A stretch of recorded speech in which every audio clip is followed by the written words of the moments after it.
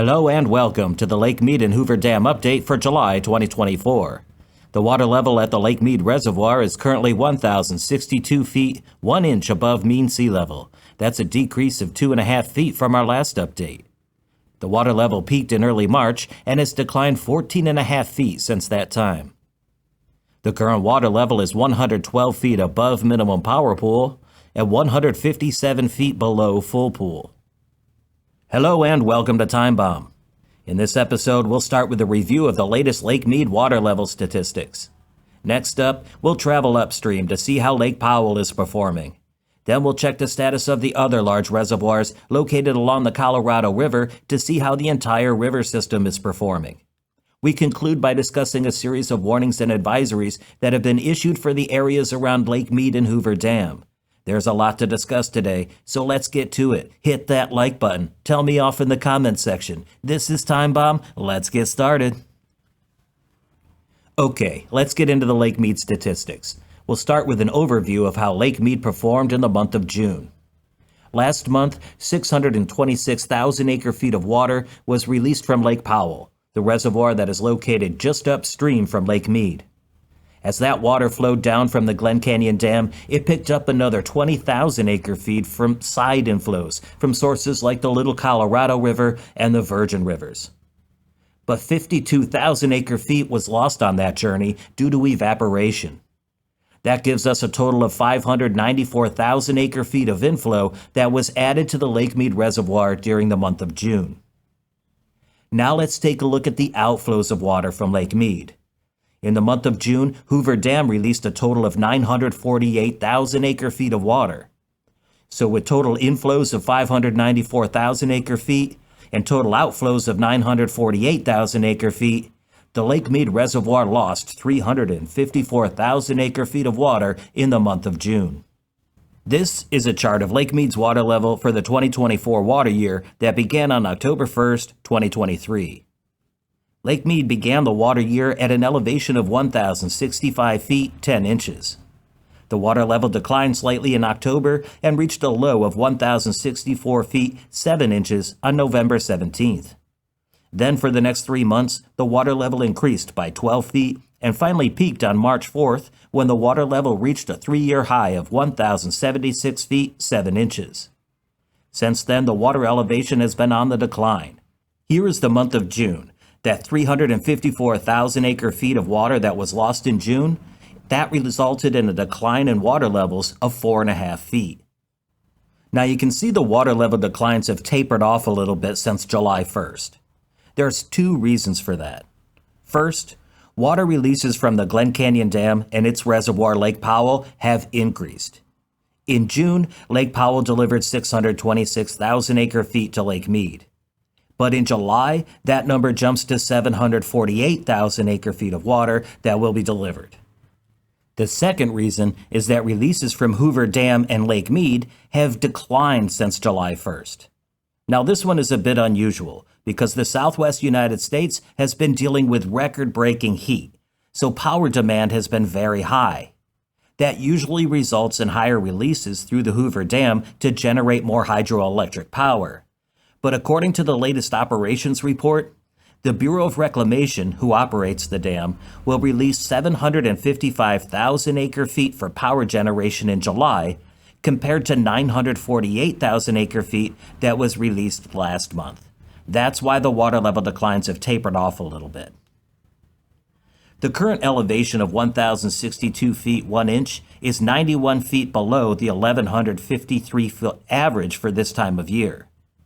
The highest water level at Lake Mead was recorded on July 24, 1983 at 1,225 feet. The record low water elevation was set on July 28, 2022, when the water level dropped to 1,040 feet, 7 inches. Lake Mead's full pool capacity is 28.2 million acre-feet. The average capacity for this date is 18,385,000 acre-feet. The current capacity of Lake Mead is 8,585,000 acre-feet, and the record low was set in July of 2022 when the capacity dropped to 7,018,000 acre-feet. And now for the most shocking statistic of them all, the Lake Mead Reservoir, the nation's largest, remains at just 32.8% of its full pool capacity. That's shockingly low, and unfortunately, water levels will continue to decline for the next several months. Now let's head 230 miles upstream from Lake Mead to see how Lake Powell is doing. This is a chart of Lake Powell's water level for the 2024 water year. Of course, we had the long water level decline during the winter months. Then in mid-April, water level started to rise as the snowmelt started to make its way into the reservoir. That rise in water level increased significantly in mid-May as more snowmelt runoff surged into Lake Powell. Then the water level hit its peak for the year on July 9th at 3,587 feet. Now the water level is starting to decline and will most likely continue to decline until next winter's snowmelt runoff. Now let's take a look at the entire Colorado River system. We look at the entire system because looking at just one reservoir does not give us a true picture of how the entire Colorado River is performing.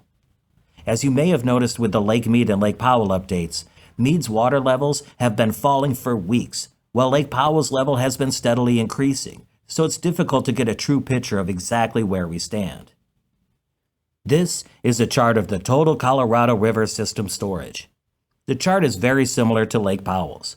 The steady decline throughout the winter, slight increase in May, followed by sharp increases from April until July.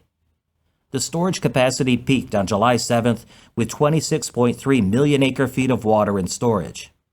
Last year at this time, the total system capacity was at 25.9 million acre-feet.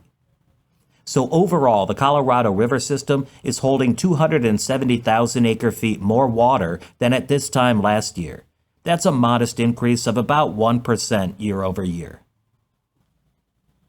Visiting the Hoover Dam and Lake Mead can be the highlight of any summer vacation. The national parks and recreation areas in the Lake Mead area are some of the most visited in the country. Unfortunately, visiting these areas comes with certain risks. In recent weeks, several warnings and advisories have been issued for the Lake Mead area. The first set of warnings came from the National Weather Service and were related to an ongoing heat wave impacting the entire southwest United States. These extreme temperatures pose serious health risks, especially for those unprepared for such intense heat. Just last week, a new set of warnings was issued due to the onset of the monsoon season. These intense thunderstorms can strike suddenly, often without warning, and are usually accompanied by very strong winds. The National Weather Service and the National Park Service are diligent about posting warnings and advisories on social media platforms like X and Facebook. It's important to heed these warnings because this year, the Lake Mead National Recreation Area is on track to experience one of its most dangerous years on record.